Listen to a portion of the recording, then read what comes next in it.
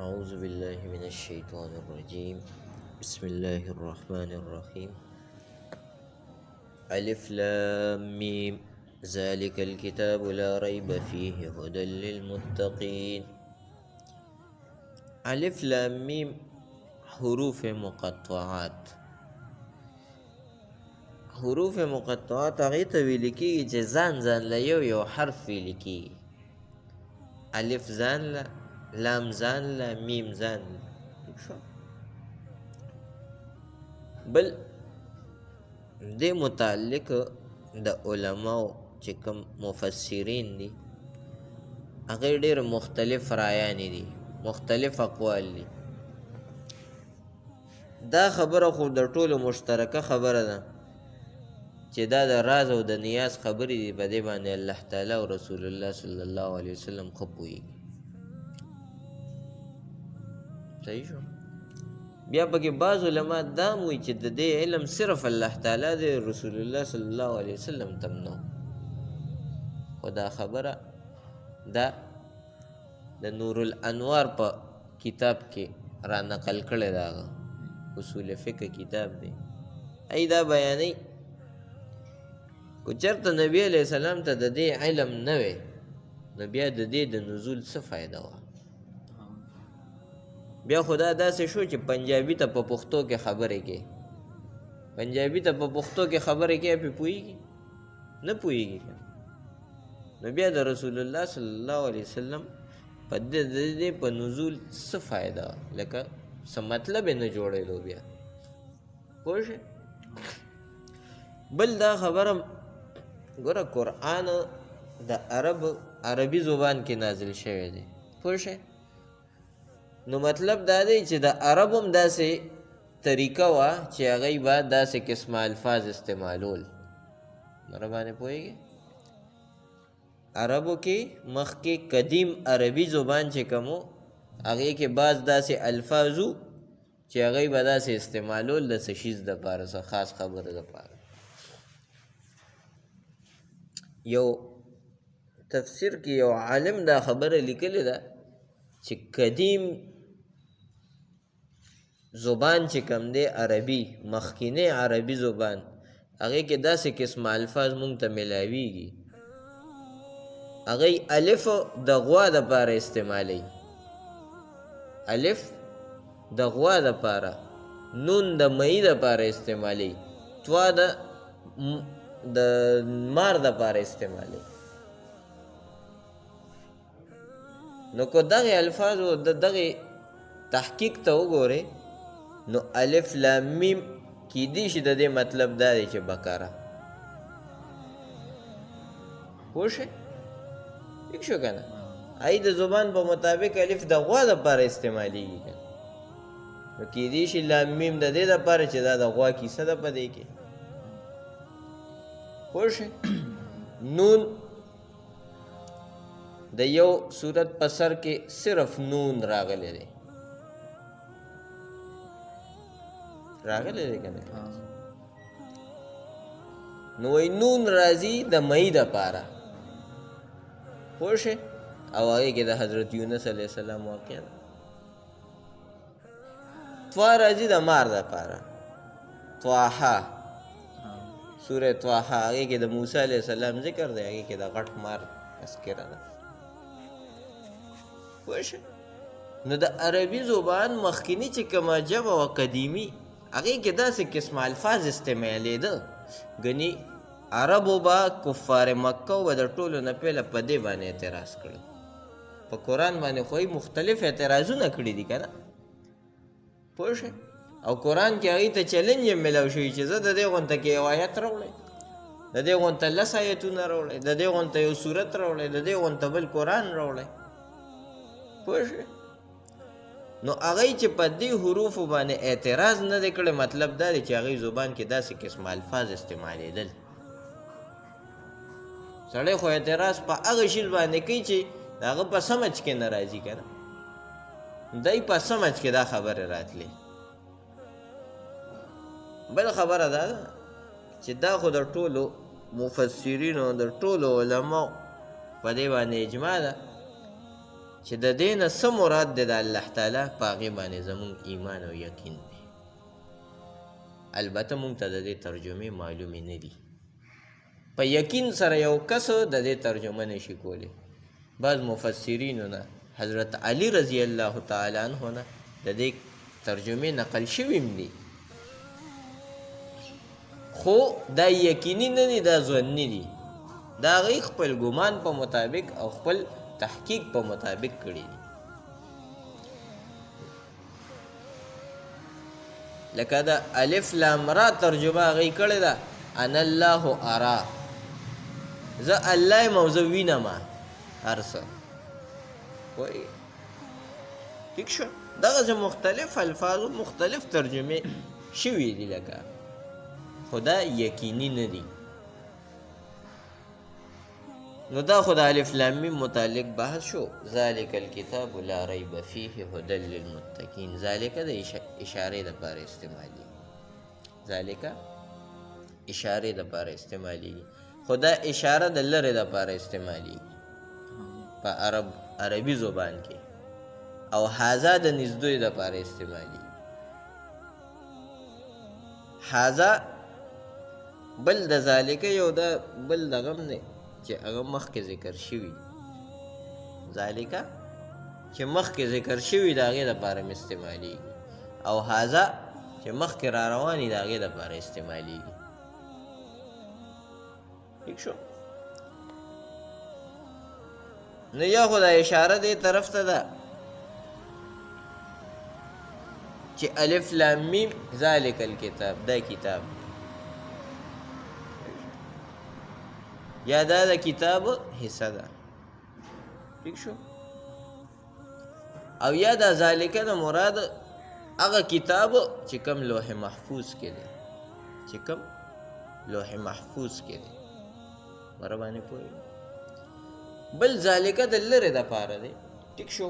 دا خو د لرې معنی شوه. اوس کو یو کس وایي چې دا ذالکه د لرې دپاره راځي او کتاب خو موږ ته مخامخ موجود دی، نو بیا به یې څه جواب کې؟ نو بیا جواب دا دی چې ذالکه اوس دلته د دې دپاره استعمال شوی دی چې هغه کتاب چې د هغې شان ډېر عظیم دی، دا بیا د عظمت دپاره او د بلندۍ دپاره استعمالېږي چې دا کتاب دی د دې شان ډېر اوچت دی. لا ریب فیه، په دې کې شک نشته دی. اوس شک دوه قسمه دی.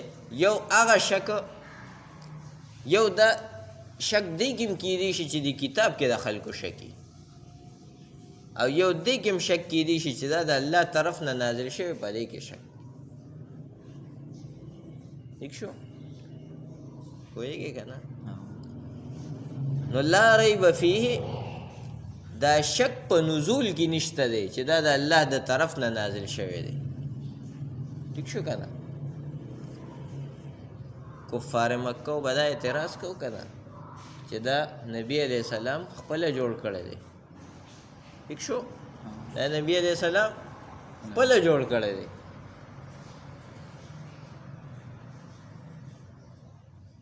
صحیح شو. نو دا بیا په نزول کې شک شو. لکه مختلف آیتونو کې تنزیل من رب العالمین. ٹھیک شو. د دې نزول د رب العالمین د طرف نه دی. لا ریب فیه، په دې کې شک نشته دی. ٹھیک شو که نه؟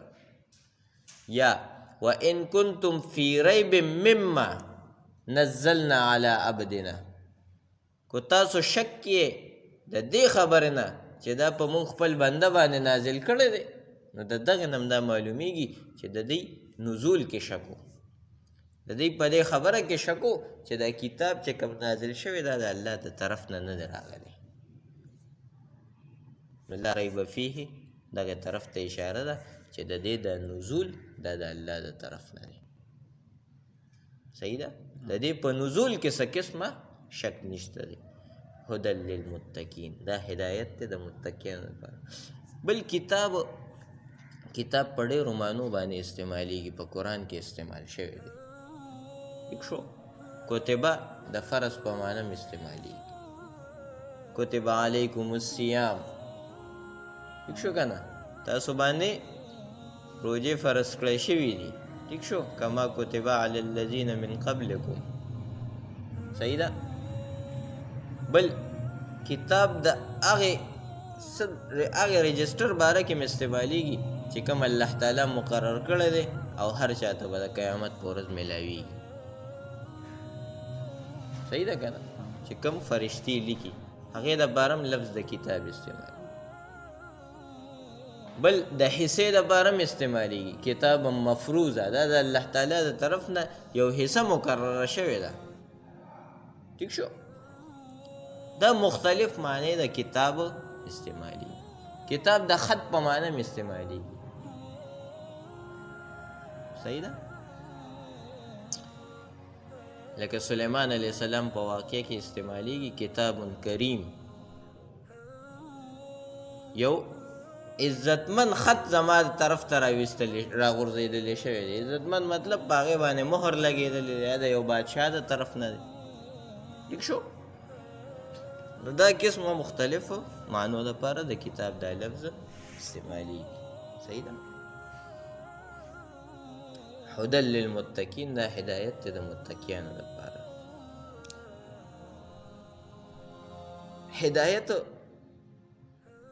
مختلف معنی په قرآن کې استعمال شوي دي هدایت د چا پیروي کولو ته م وایي ورباندې پوهېږئ صحیح ده که نه د چا پیروي کولو دپاره هم د هدایت دا لفظ استعمالیږي بل هدایت پرون مونږ یو دوه معنی کړی وې د لار ښودلې دپاره هم استعمالیږي لارې ته رسولو دپاره هم استعمالیږي چې کومه معنی هم اخلي صحیح ده هدى للمتقین دا قرآن دا کتاب دا متقیانو ته لار ښیي دا متقیان هغه مقصد ته رسوي کو په دې کتاب چې عمل وکړو ٹھیک شو صحیح ده او د دې کتاب چې چا پیروي وکړه هغه کامیاب دی صحیح ده متقیان خو بله خبره دا ده چې دا کتاب خو هدایت د ټول مخلوقات دپاره دی د ټولو انسانان کو هغه مسلمان دی او که کافر دی ای دپاره هدایت دی نو صرف د متقیانو ذکر ولې وشو متقیانو ذکر دې دپاره وشو چې دا متقیان داسې خلک دي متقیان داسې خلک دي چې د دې نه هدایت اخلي د دې نه هغوی ته هدایت میلاویږي فایده ورکوي دا کتاب نورو له نه ورکوي نور یې مني نه نو څه به ترې فایده والي ٹھیک شو بیا متقی تقوا تقوا بیا د هغې دپاره استعمالیږي تقوا هم بیا مختلف معنی دي د الله نه یره ٹھیک شو خشیت دپاره هم استعمالیږي صحیح ده پرهیزګاري ٹھیک شو ډېرو معنو دپاره استعمالیږي د یرې دپاره خو خاص طور باندې استعمالیږي ټیک ده هغه خلک چې هغه متقیان دي هغه د الله نه یریږي پرهیزګاران دي د الله تعالی یره په هغوی په زړه کې ده مخکې ووایه الذين يؤمنون بالغيب ويقيمون الصلاة ومما رزقناهم ينفقون د متقیانو څه صفات درته اوس بیانوي چې متقیان کم خلک دي الذين يؤمنون هغه خلک چې ایمان راوړي بالغیب په غیب باندې ایمان او مخکې به یو ټکی راشي هم ښه وبالآخرة هم یوقنون ٹھیک ده که نه ایمان او یقین کې څه فرق دی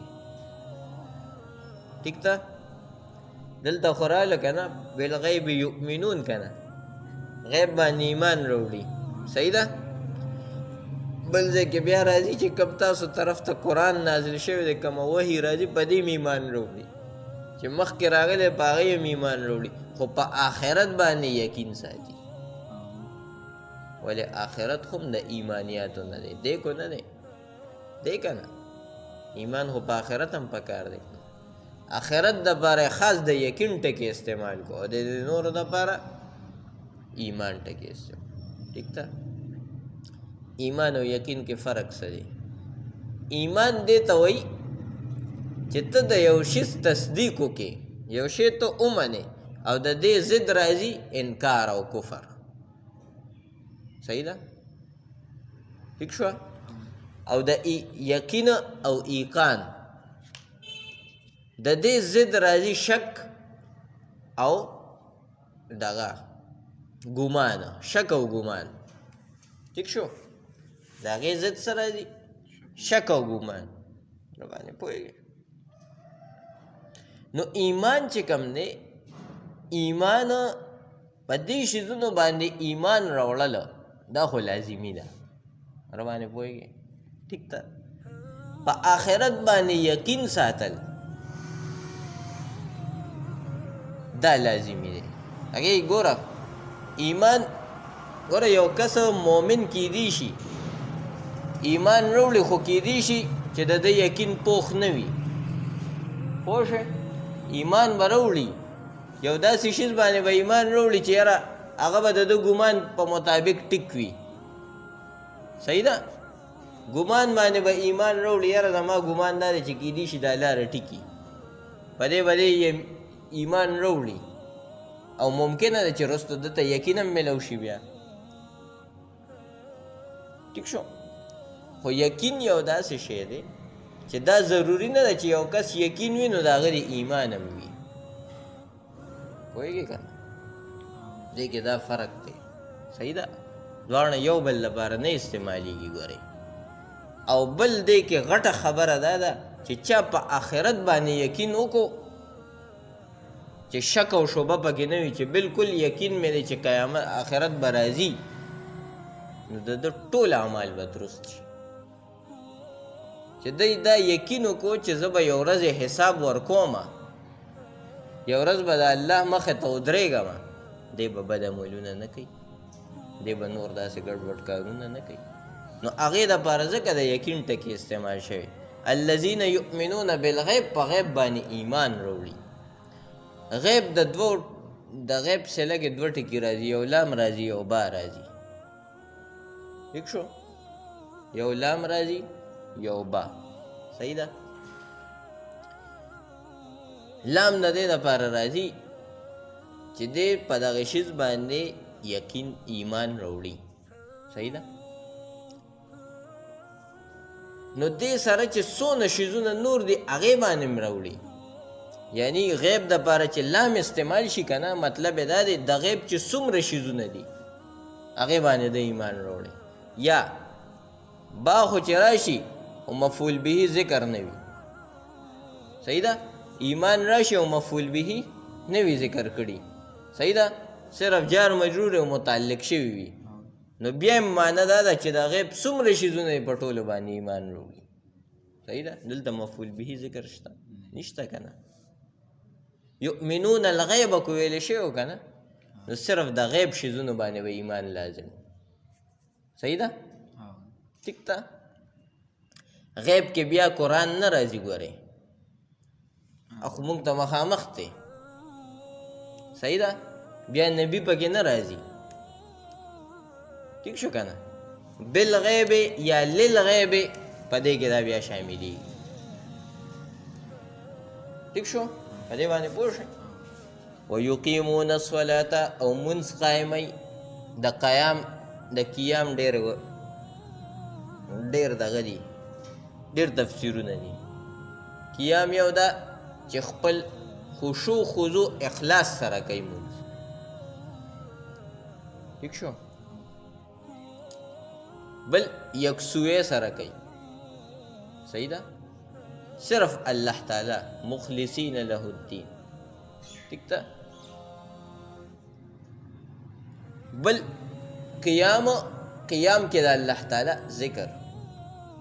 اقیم الصلاة لذکری، اقیم الصلاة لذکری، زما د یاد د پاره منځ قائم کا. صحیح ده؟ ٹھیک شو؟ بل ته تسویة الصفوف من اقامت الصلاة. دا حدیث مبارک کې راځي صفونه برابر ساتل دا د منځ د قیام نه دی. ٹھیک شو؟ قیام الصلاة کې تسویة الصفوف هم راغلی. صحیح ده؟ ها. ومما رزقناهم ينفقون. صلاة څه ته وایي؟ صلاة اسې معنی خو دعا ده. صحیح ده؟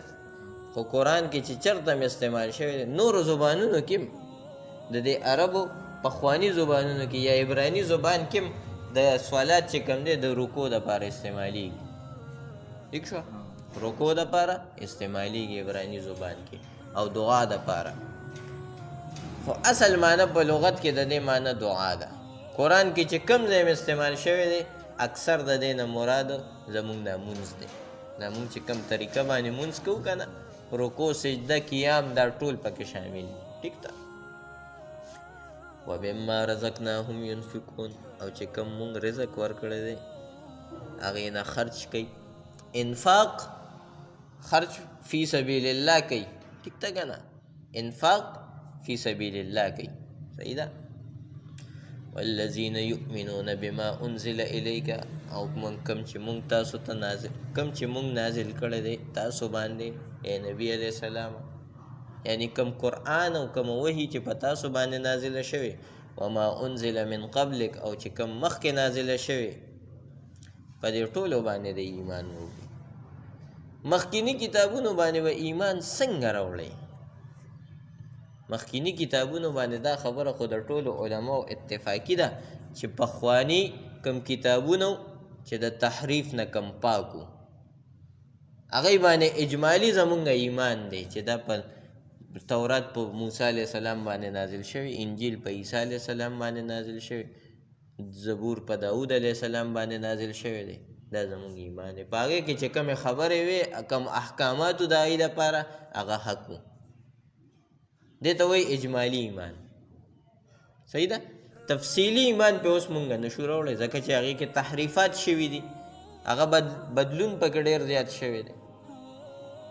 البته دا خبره چې اوس د هغې کتابونو نه استفاده حاصلولی شي که نشي حاصلولی. اوس د هغې کتابونو نه خپله څه فایده اخیستی شي که نشي اخیستی. نو علماو کې بعض علما دا وایي چې بلکل یې ترې نشي اخیستی. ٹھیک شو؟ او بعض علما دا وایي چې د هغې نه استفاده اخیستی شي، یعنی که څه واقعات پکې داسې ګوري نو کتلی شي. البته مونږ دلیل نه منو چې دا دلیل دی. زمونږ دپاره دلیل صرف قرآن، سنت او د علماو د امت اجماع او قیاس د علماو د امت. د هغې کتابونو سره زمونږ څه کار اوس نشته دی چې مونږ به د دغې نه دلیل راولو او هغه به نن سبا په خپل ژوند کې په هغې باندې عمل شروع کړو. نه، البته تفاصیل پکې ګورې، د انبیاو تفصیل ترتیب پکې ګورې نو هغه پکې شته دی، هغه استفاده ترې اخیستی شي. صرف د خپل د پوهتیا دپاره چې یاره دې نبي نه پس دا نبي راغلی و، د دې نه پس دا راغلی و، هغه په تورات کې شته دی. ټیک شو؟ او تورات ما خپله کتلی دی کتاب، زمونږ یو ملګري سره و هغه راوړی ما کتلی دی خپله. هغې ګوره انسان چې کوم کتاب په کوم دغه باندې ګوري که نه هغه شیز ورته میلاویږي پکې. ما وی په دې کې چې تحریفات شوي دي نو خامخا داسې څه نقاط خو به پکې چې هغې نه معلومیږي چې دا وګوره دی کې دا تحریف شوی دی. هغې کې دی د موسی علیه السلام په نوم باندې یو باب قایم کړی دی، یو چپټر یې پکې د موسی علیه السلام په نوم دغه کړی دی. هغې کې موسی علیه السلام یعنی خپله او دوی دا وایي چې دا موسی علیه السلام خپله لیکلی دی، لکه خپله ویلی دی او لیکلی دی. نو هغې کې د موسی علیه السلام د وفات ذکر هم دی. ٹھیک شو؟ د وفات ذکر هم چې دی پلانکي تاریخ باندې وفات شو.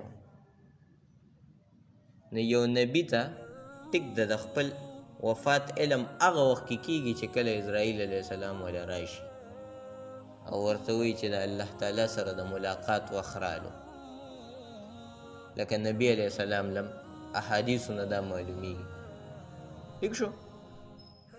نو دا پکې اوس یو نبی څنګه ولیکو؟ دا خو مطلب دا دی د خپل له وفات نه پس لیکلی دی چې ده پکې خپل تاریخ وفات هم لیکلی چې زه په دې تاریخ باندې مړ شوی یم. فرض که زه یو کتاب لیکم که نه، یو مضمون لیکم او ما پکې دا مو لیکو چې زه په پلانکي تاریخ باندې مړ شوی یم، نو خلک به وایي دی لیونی دی، یا خو دا بل چا لیکلی صرف هغه طرف ته نسبت کوي، او یا ده ته څنګه پته وایي چې زه په فلانکي تاریخ باندې پوه شئ. نو داسې قسمه خبرې پکې شته دی. ما خپله کتلي دي دا. نه نه اردو کې دی.